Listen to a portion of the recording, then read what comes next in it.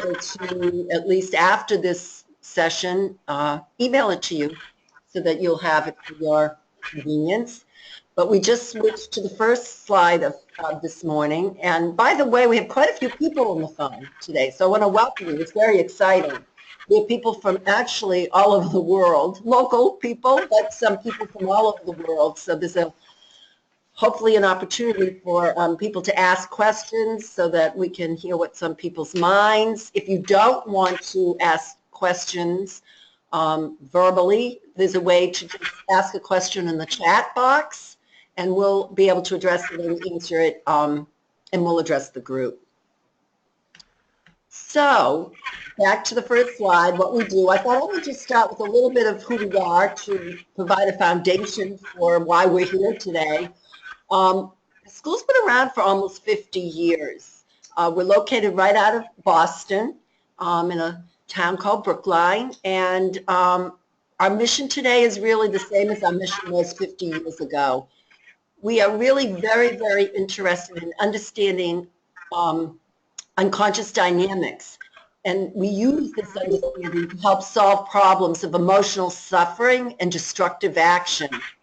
In this way, we help individuals, groups, and communities to free their creative energy to live satisfying lives in cooperation with others.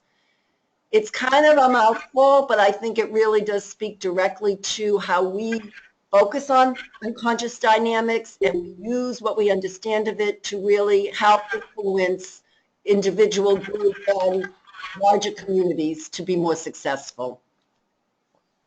As a graduate school, we teach students to actualize their this personally and professionally by bringing psychoanalysis to bear on individual social and cultural programs. And as today we get more detailed into what these programs are, you'll see how this gets translated specifically into a syllabus, actually, and into a curriculum. We are a small school. We're actually a specialty school, in that we are focused on this unconscious dynamic thing, and most schools aren't, so here we are. And because we're small, we actually have a very good student-to-faculty ratio, meaning small classes, lots of faculty, lots of attention given to our students. We also draw, as I was saying before, that we have people on the phone from joining us today from all over the world. We do have, this is international representation, 22%. I have to say that number is probably a little bit higher now. This past spring, this current spring academic quarter that we're semester that we're going into, it's actually a large number is international. And there you see that we have a diverse population of color. So now I'm going to start to, paint a quick picture of the general programs that we offer, and I'm going to describe them as being, if you will, two different buckets. We have the clinical program, which is the training program that focuses on individual and group dynamics, leading to a practice in mental health counseling. That's if you're interested at the master's level, or clinical psychoanalysis if you're interested in joining us for the full doctoral program. This program is good for those people who are interested in becoming clinicians. We also have a track, which might be a better word than a bucket, for the social consciousness program. This is an interdisciplinary program that, and we have two programs in this track that focus on social and cultural dynamics, leading to practice in human rights and social change in organizations. This is a non-clinical program. I'll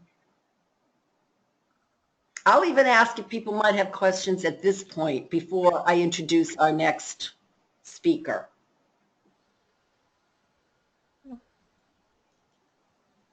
Okay, so far not. So let's go to the next slide.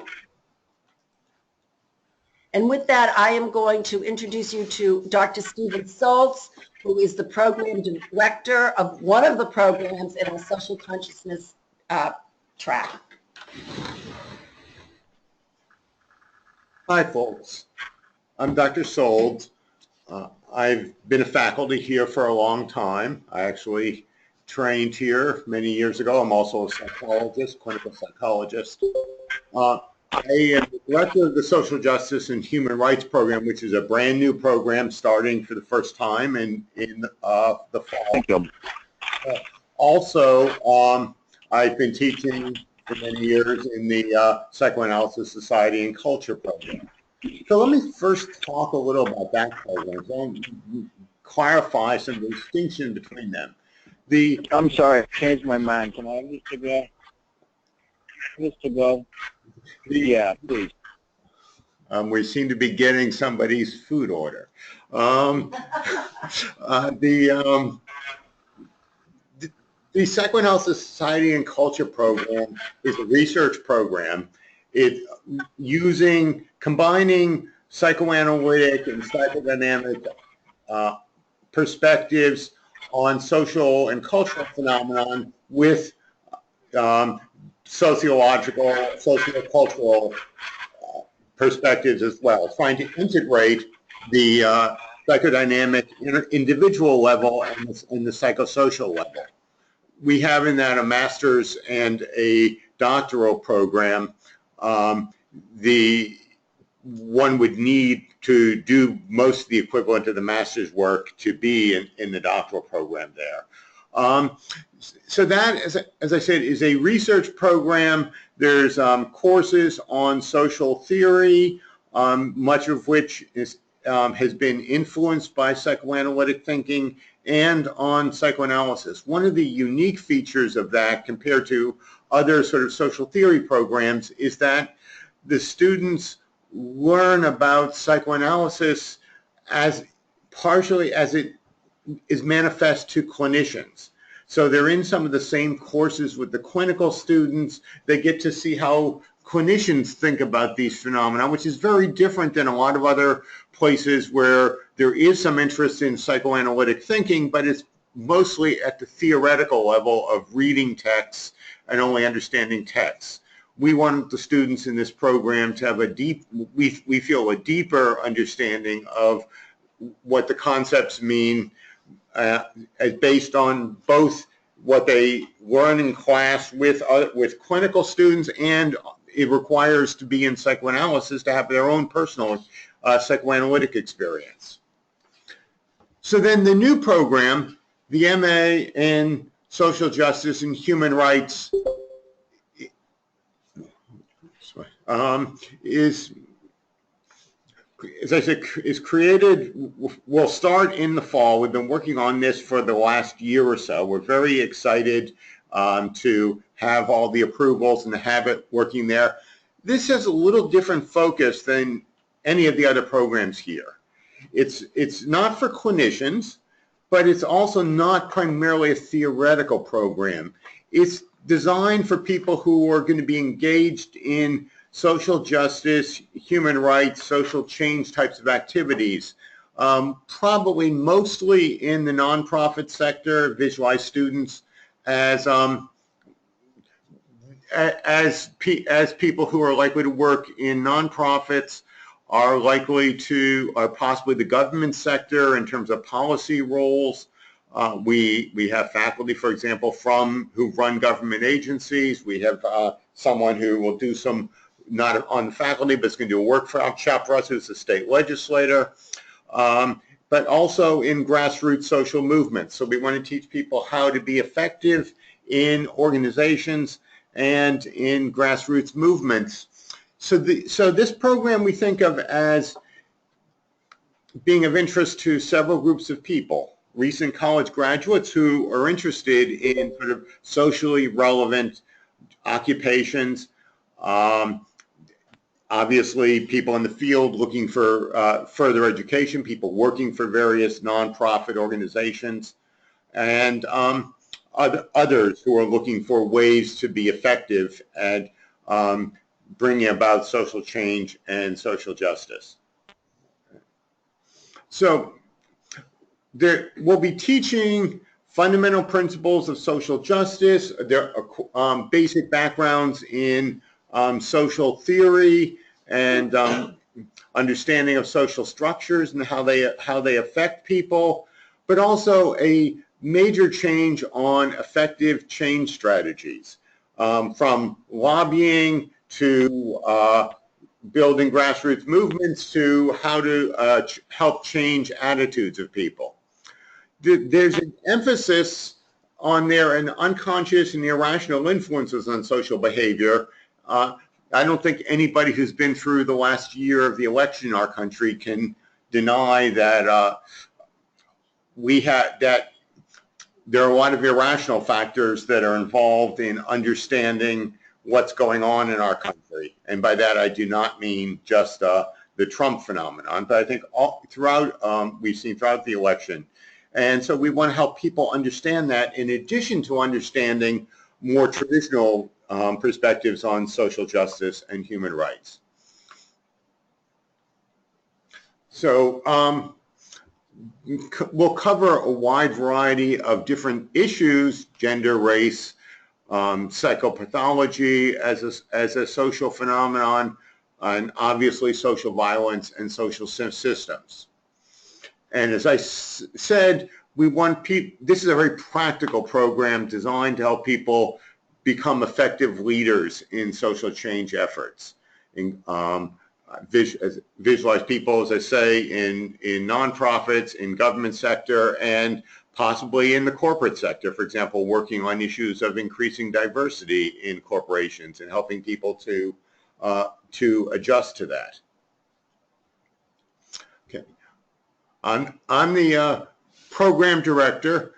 I'm a psychoanalyst, a clinical psychologist, a researcher. I've done all kinds of psychological and social research for the last 25 years or so, and also been a human rights and social justice activist for much of my life.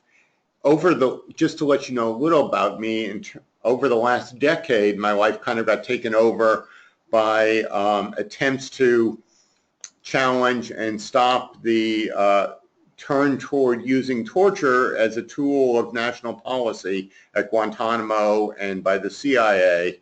And what we discovered to be collusion by the American Psychological Association in allowing psychologists to aid this torture program. Some of you may have seen this in the press. I've been an active leader in these efforts for the last decade, and also have experience with a number of other social change efforts over many years of my life.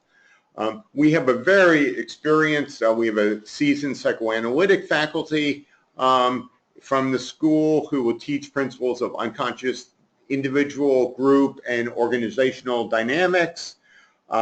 We have a very interdisciplinary faculty drawn from social, behavioral sciences, humanities, and law to bring a wide variety of perspectives to these efforts here. And most of our faculty involved are both rigorous academics and people with long histories of social change and human rights advocacy and experience in effective social change efforts. So this is a 2-year program if you take it full time. There is 2 semesters of a hands-on internship in some type of social justice or human rights activity or organization. We have an internship coordinator who's working on trying to line up some potential internships for people. We will try and match those with people and see what is, in terms of what your interests are and how that matches there. We want people to have practical experience that they can take onto the job market when they leave this.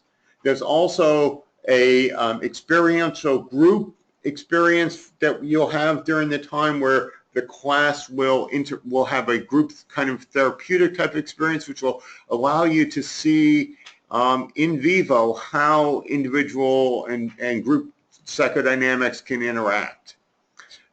And finally, there's a master's project, which can be a traditional research paper, but can also be many other types of activities.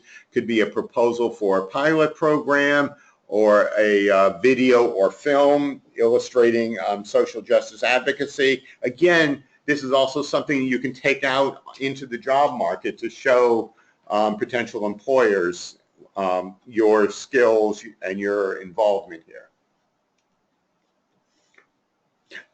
So I've already discussed the kinds of places where we think that people will work effectively, graduates of our program, and we view this as being appropriate for a wide variety of contexts. Are there any questions at this point on either the Social Justice and Human Rights Program or the Psychoanalysis Society and Culture Program?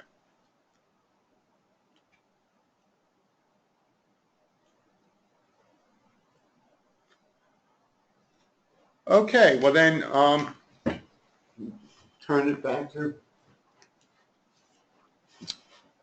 Okay, this is Dr. Paula Berman again. Just want to say that for the clinical track, we're going to be hearing from Ms. Sue Benson, who's one of our advanced students in the doctoral program, the Doctorate of Psychoanalysis program, and she's going to walk us through some of the specifics.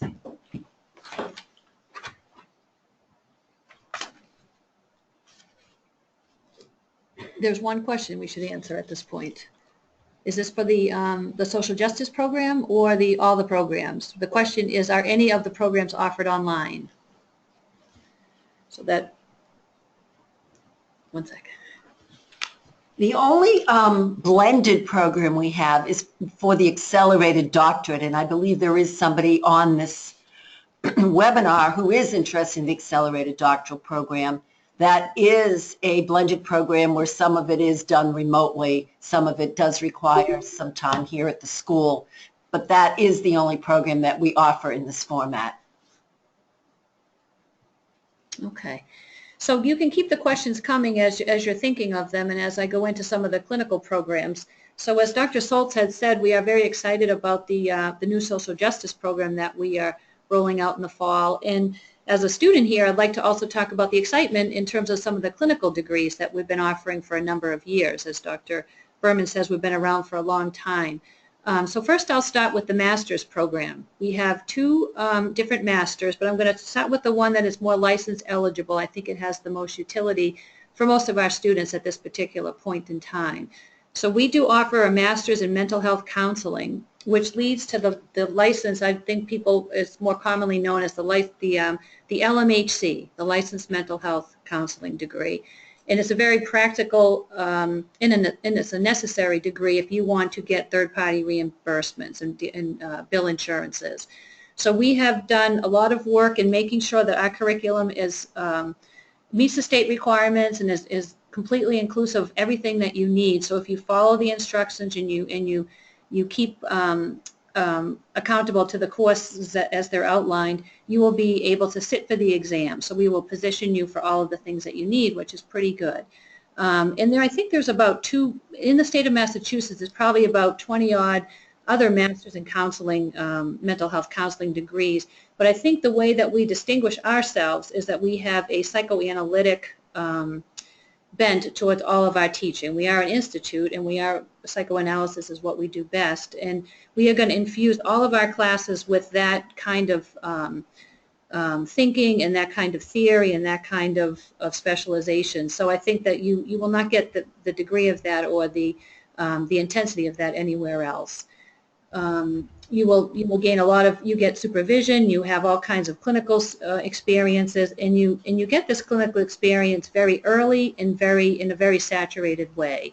So we offer two hands-on kinds of approaches to actually apply what you're learning in the classroom. We have a field placement, which we help we identify for you and set you up, and then we also offer an internship.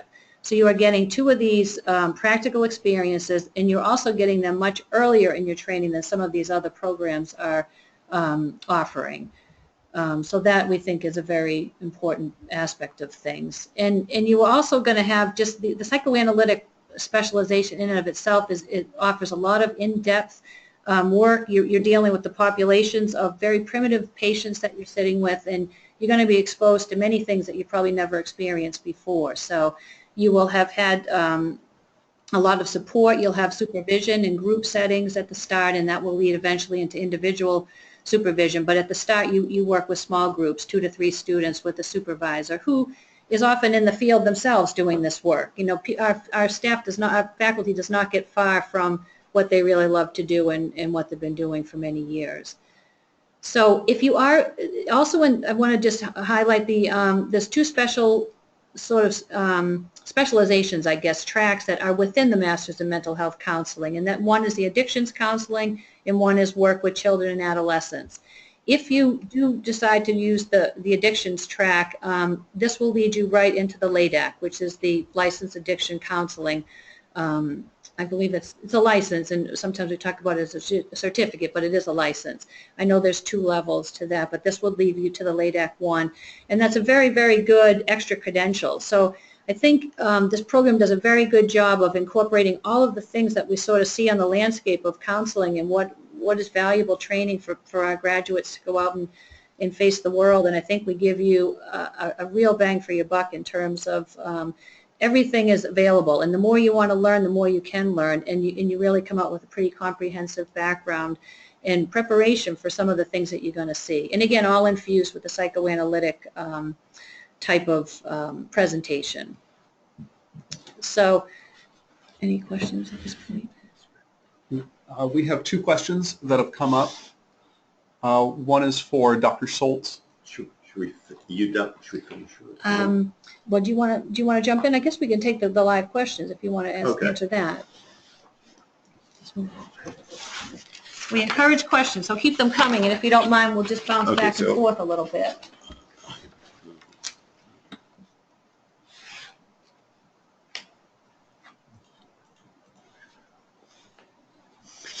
The question is, in what ways do we hope that the social justice program will develop in future years? It's a great question. I'm not sure I have the answer very clear since we're just in the process of starting it in the fall. My hope would be that it will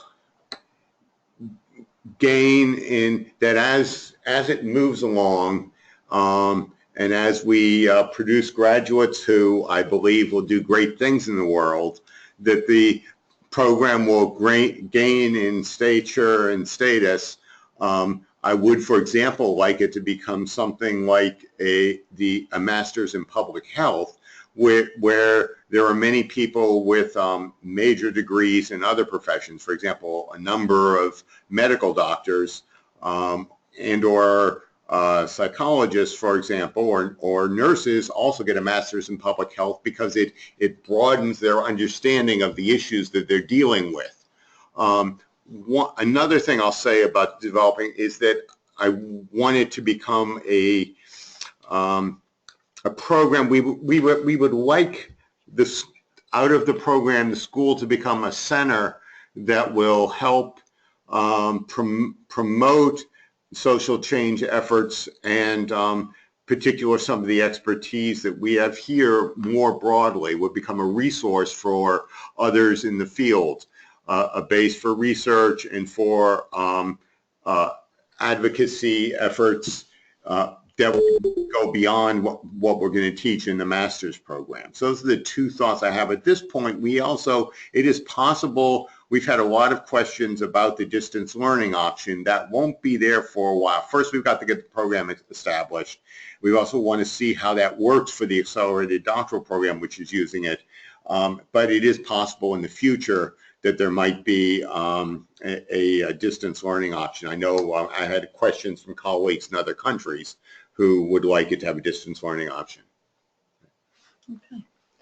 And there's another question here that goes back to the master's idea. Do students typically handle the course load without much difficulty? That is, how manageable is the workload? I mean, I think that's probably a question that has many different answers depending on who's answering it, and students think differently, of course. But I think as a general idea, it's a pretty rigorous program. So it's not going to be very labor intensive in terms of textbooks and reading lengthy you know, tomes of books and so forth, but you will have probably maybe less than 2 hours of reading a week, and it's generally in journals and articles that that are accessible to you on the library website. So we have a very good librarian who puts all of the assignments online, and you can access them very easily. And there's maybe one substantial reading and then maybe a couple of smaller ones, but we don't really use books. There's no cost for that, and also you're not carrying these heavy books around.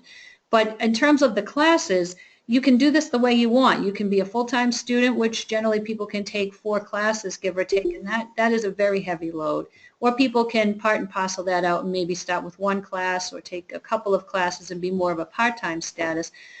You can do that.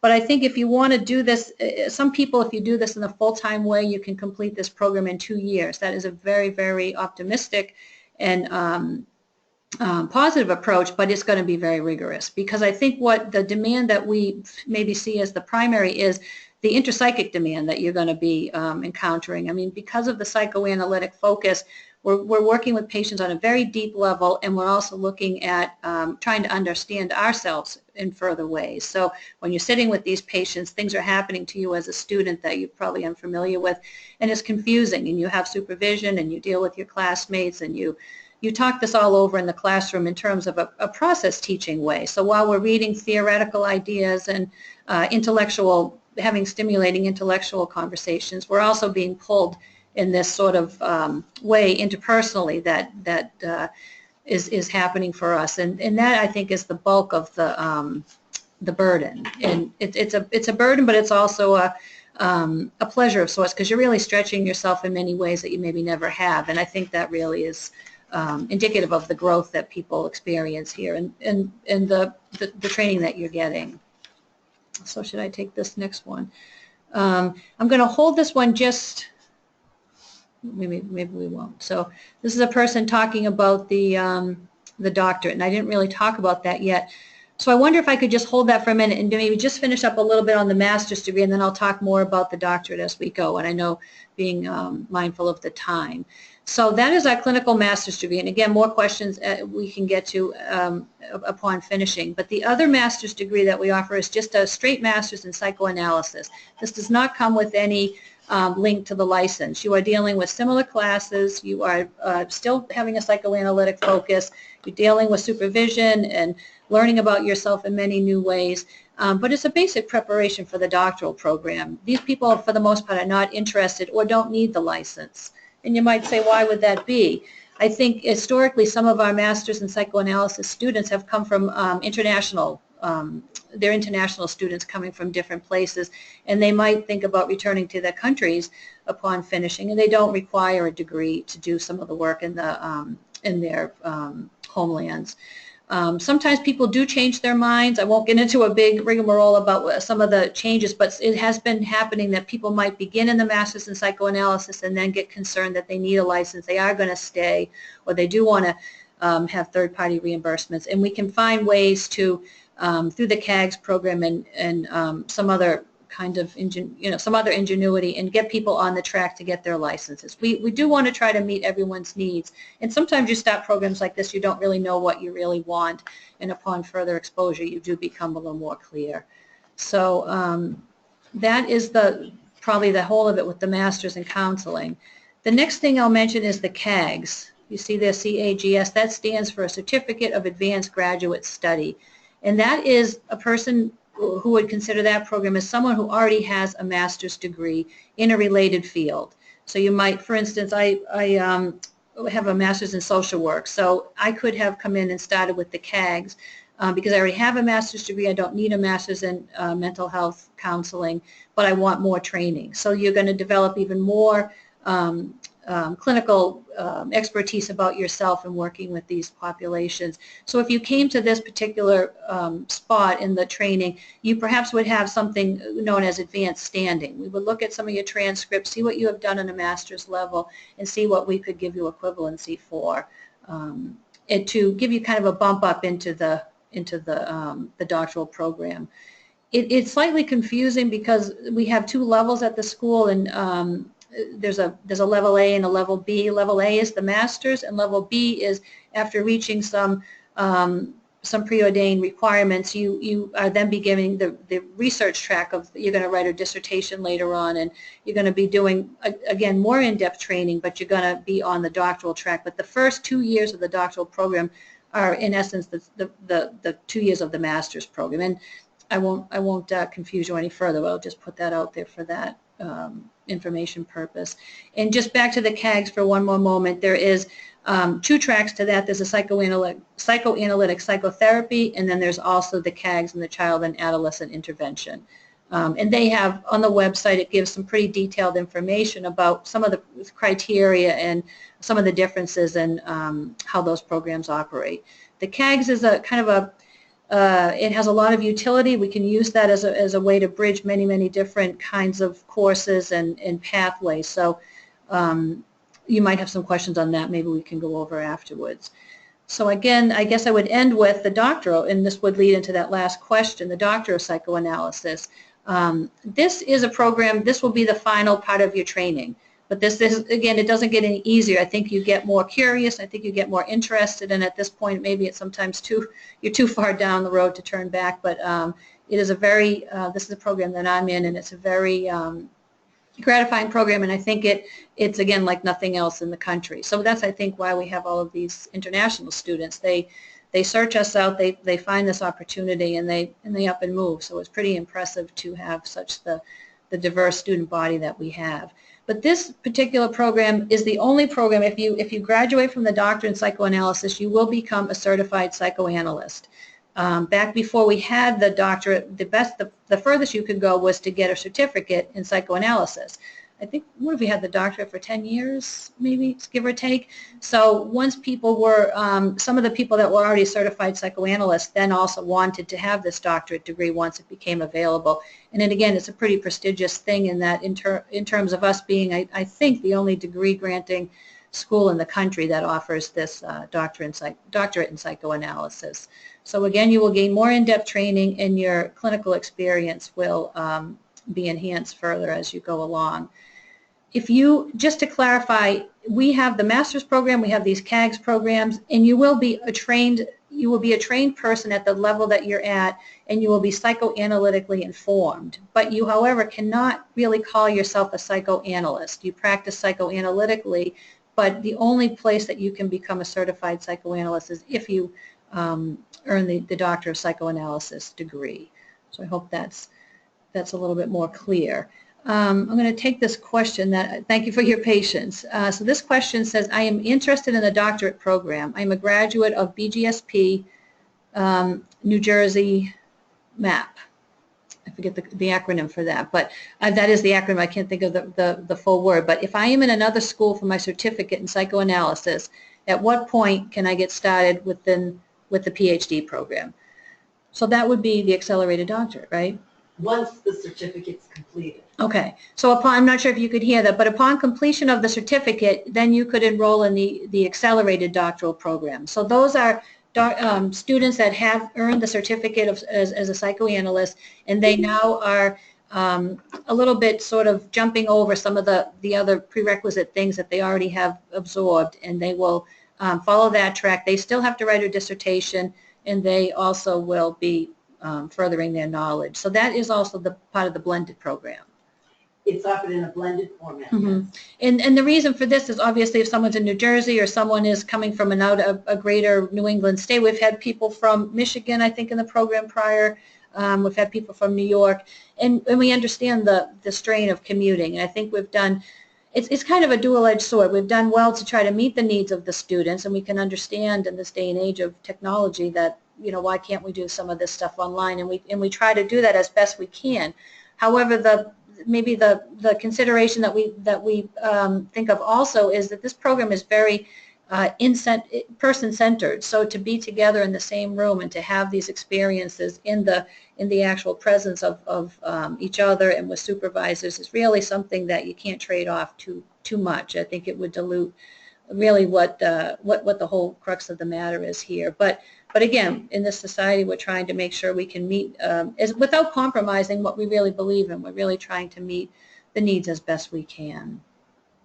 So I hope that answered your question. I think that's about it for this part, right? So any other questions before I turn this back over to Dr. Berman for a little bit more about the admissions criteria?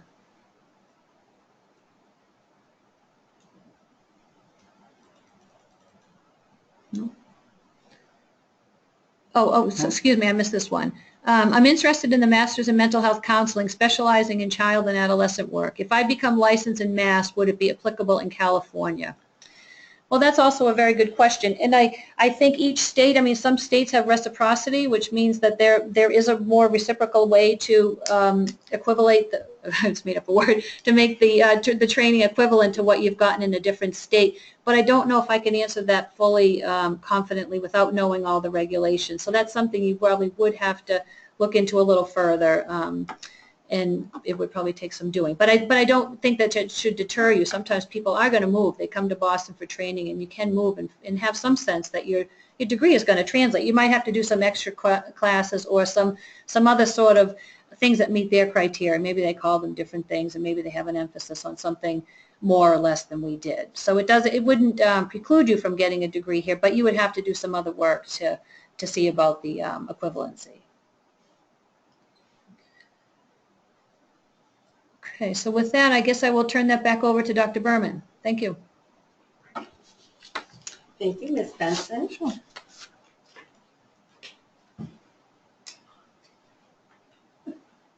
Except I think there's one more here for you. Yeah, I thought so. Do you want to do it? Do you want to just do it? No, why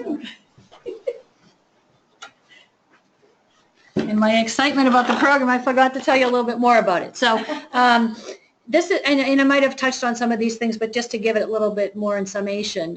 So I think we really do pride ourselves on the uniqueness of the clinical program that we offer here at Boston Graduate School, and in part by combining practical degrees with a unique psychodynamic approach to learning how people operate at the deepest level. And I think you can't really understand this until you really hear. We talk about working with primitive patients, and people aren't clear really what that is, but these are people that have disturbances at a very deep level of development. So we're really looking at things that you might not see in the. I mean, we all have them. We all sort of manifest deep conflicts, but this is a way to really work with psychotic patients, with borderline patients, with people who really have more there that maybe get in the way of freeing them up to meet their needs in life and to have a successful way to be in the world. So we are providing the tools that you're going to need to work successfully with this very broad range of people. And also, maybe I should emphasize again, the supervision is part of the thing that provides these tools. The classwork with one another, you're going to be dealing with people that you like, people that you don't care for, and how do we work constructively with people and really work on all of our feelings. You know, we talk a lot about having positive feelings, and we should all get along, but you know, that doesn't always work. So I think we really look at what are the factors that cause conflicts in this. What are some of the negative feelings we work with? What do we do with our destructive impulses? So I think this really helps us in our work and in a larger world. So we're not only talking about being in a laboratory of sorts, but we're also talking about how you really apply this to the real world. So you will gain a fuller appreciation of your own emotional dynamics to help you understand others. And I think I've learned basically too, you don't just learn in the classroom, you can really apply this to your life, your family, your friends, not that you're analyzing them, but you really understand what are some of the building blocks to have successful relationships. And I think it really improves the quality of people's lives in a major way. You will get more clinical training and supervisory hours. So again, I think our staff is second to none. I mean, they're very trained people. They work on this, they work on their careers, they impart their wisdom and their knowledge, and they challenge you. So you're gonna have readings, you're gonna have intellectual discussions, but you're also gonna have real hard process learning. We talk about process teaching, where you're processing your feelings and your emotions, and you're interacting with faculty in a very, very close way. People know you very well. There's small ratio, so you're not sitting in a large lecture hall, sort of disengaged from people. You're very right in the mix. So the last piece here, 94% of BGSP master's degree graduates are either employed in the field or pursuing a higher degree. And I think that actually is true, and maybe that stat goes up as we go. So I think what I've noticed in the time I've been here, some of the younger students coming in are very, very conscientious, are very, very career focused, and they want to really get the most training they can in the most expedient way, and they really want to go out there and practice. And some of the things they bring back to us are pretty amazing. So we have some people that have been in the field for a long time, and things are changing, but these young students are taking new ideas they're learning and combining them with some of their other talents and really coming into some very good places in their careers. So it works both ways. We teach the students, and I think the students also teach the faculty in many good ways. One more. So someone is trying to talk, but the mic is not working. Sorry about that. So maybe I can read your question this way. What map in Massachusetts? Oh, do you have a master's in, I can't really see the part of the questions, but I will maybe skip to the next part. What benefits do the CAGS program give you? After having a master's in psychoanalysis, how long would it take for the CAGS? Yeah, there's two CAGs. There's a psychoanalytic psychotherapy one, and there's the one in child and adolescent. And the website sort of fleshes this out a little bit more. They have internships. You have practical experience. One is a little bit longer than the other.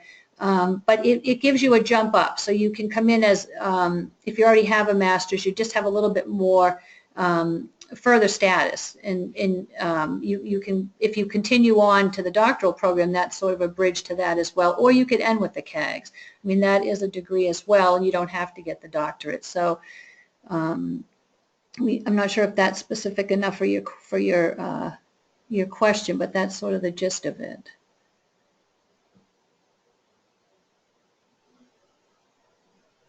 Any other questions? Can you please mention some of the research areas in the doctorate program? Well, for most of the doctoral dissertations are a single case study. So we are looking at, we've done very in-depth study of one particular case, and that is the model that we've worked with. Before we got the doctorate degree, when people had done their certificate, they were doing akin to a single case study. And then upon getting their doctorate degree, then they had to do another research study. So they had already done one single case, so they had to do something else, and it was more in a population.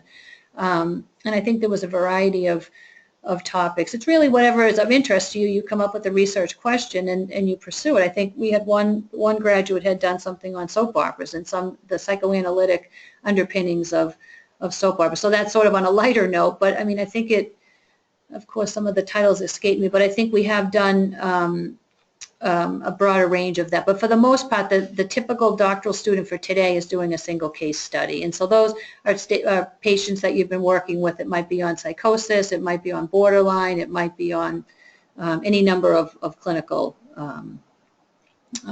presentations. Okay, one more slide. And then I think I might have touched on this, but maybe Dr. Berman did as well. What do clinical students do when they graduate?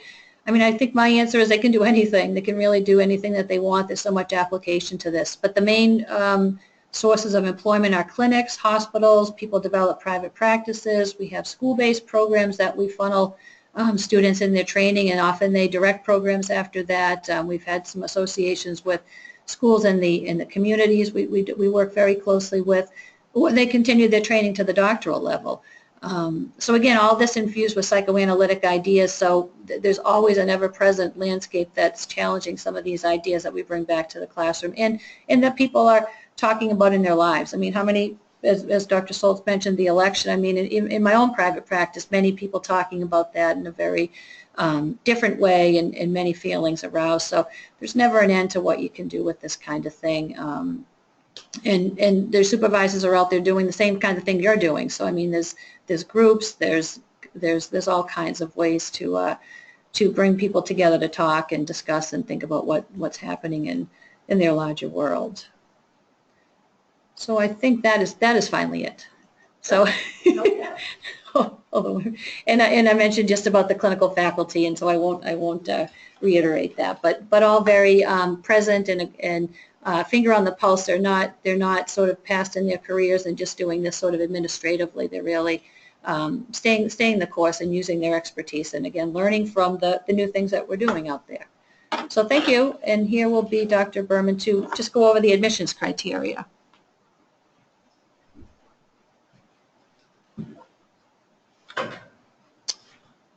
So now we're down into the nitty-gritty, I guess, of what does it take to apply and what are the admissions requirements. We do not require the GRE, so that's good. And we don't require any specific GPA number. The main thing we're looking for is to see if a student or an applicant can in general manage master level work. And we determine that by looking at a one-page statement of interest that we do require, by looking at a writing sample, an academic writing sample. But above and beyond that, and I'm going to go through all the specifics in a moment, we're really looking to see if someone who wants to join us is really a good applicant in terms of being able to become a therapeutic personality and being able to really manage all the feeling states that get aroused and use those feeling states productively in their clinical practice, if it's the clinical side of the program that they are interested in applying for. In the non-clinical side of the program, those elements still become important because there still is a psychodynamic focus on the social justice and human rights component, and so we're looking for those for that skill level in that area as well, even though it's non-clinical degree. So what is required? We want you to fill out the application form. We want 3 letters of reference, one of them hopefully academic. The reason I say one, hopefully academic, although I know that Ms. Benson spoke about the students who are coming in that are younger and are right out of undergraduate school and really wanted to make their mark in the world right away. We have many, many students here where this is their second career, or they even have been practicing clinically, but they want to learn a different way to practice and they want to learn a little bit more about the psychodynamic focus. So with that said, we have a very diverse student population, not just because they come from all parts of the world, but also because they represent different prior careers. They're different ages. They represent a different school of thought from prior training. So it's a very rich environment. And sometimes some of the older students might not have a current academic reference because they haven't been in school for many years. So, you do the best you can with getting the references that you can, and we do work with you on it. So we need an application form. We need 3 letters of reference. We need a one-page statement of interest. We need the $100 application fee. We do require an official transcript from your undergraduate or graduate school. So minimally, we do require an undergraduate degree if you want to apply into the master's level programs. If you want to apply directly into one of our doctoral level programs, you need to already have a master's degree. So depending upon which program you want to apply to, that's the official transcripts you will provide to us. And as I said earlier, that we do require an academic writing sample. So assuming all that's in place and it looks like you can meet the work of that is required at a master level, we then do request or require 3 admissions interviews where each applicant will be meeting with 3 separate faculty people, and it's a good opportunity for the faculty person to get a feel for the person that we are interviewing and whether or not it's a good fit given our criteria for therapeutic personalities. And it's also a really good opportunity for the prospective student to meet with faculty, to get a feel for what it's like here, what the culture is, and to really pick the brains of those they're meeting with to see if this is a right fit for them. We have a rolling admissions process. So we have 2 semesters. We're just now starting our spring semester, and that application deadline was November 15th. We have the next semester coming up, which will begin in the fall of 2017, and the priority deadline for that is May 1st. So we call it a priority deadline because we can pretty much guarantee, although nothing in life can be guaranteed, but as much as we can, we'll say if you get all your materials in by May 1st, there'll be enough time for those interviews to be scheduled. There'll be enough time for students to get a visa, should they need a visa if they're international. So it just gives a good point where you can say, okay, if I do need this to happen, I really want to make it happen, May 1st is a good date to shoot for.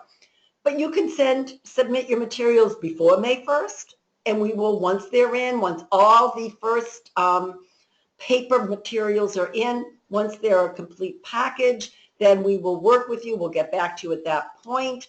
And if we feel that you can meet the academic requirements, we will start scheduling your interviews, and it might even be before May 1st.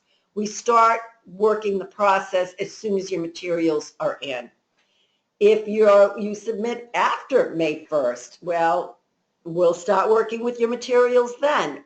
Just know that there might not be enough time. So, but we'll try and work with you. So we're very flexible, and that's kind of what we mean by a rolling admissions process. I think there's some questions. Hi, if I can't physically be in Boston for admissions interview, is there any other options you can offer? For example, meeting on Skype for interviews. We really, it's a good question, comes up a lot. We really prefer to meet the person in person, and we think it's better for the person and it's better for us. However, there are circumstances, we have students from far corners of the earth, and it's very impractical to consider them coming here for those interviews. So if that cannot happen, we will arrange for Skype interviews.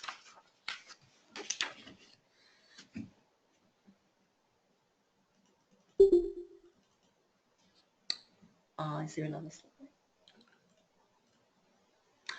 So I'll ask now, as we wrap up here, if there are any other questions, please feel free to ask.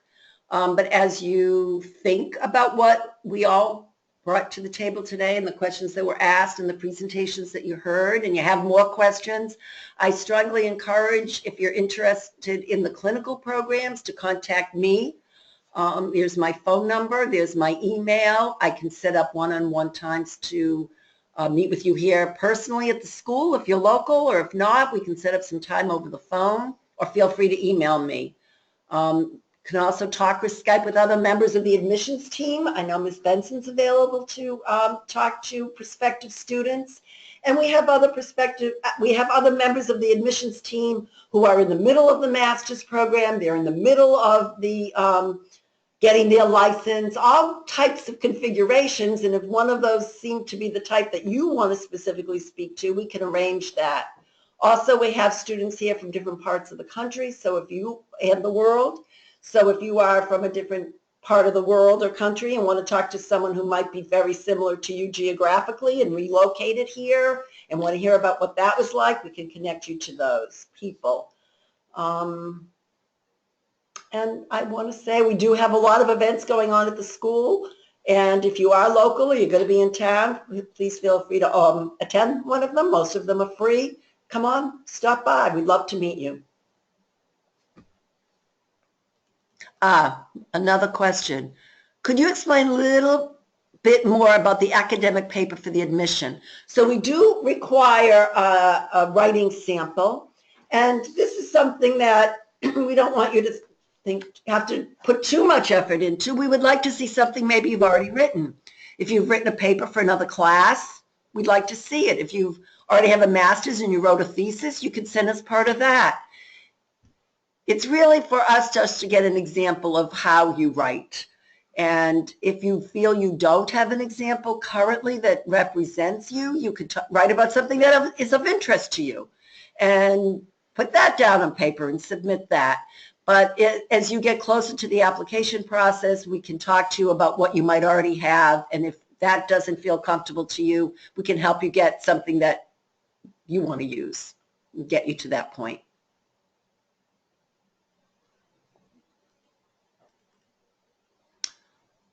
Okay, I think that might be the last question, and it's about the time that we probably would be saying goodbye. So I guess I'm going to say goodbye. And thank you all so much for participating, and encourage you to please connect in any way that makes sense to you with whomever you would like to connect to and however you might like to do that, and just, stay in touch.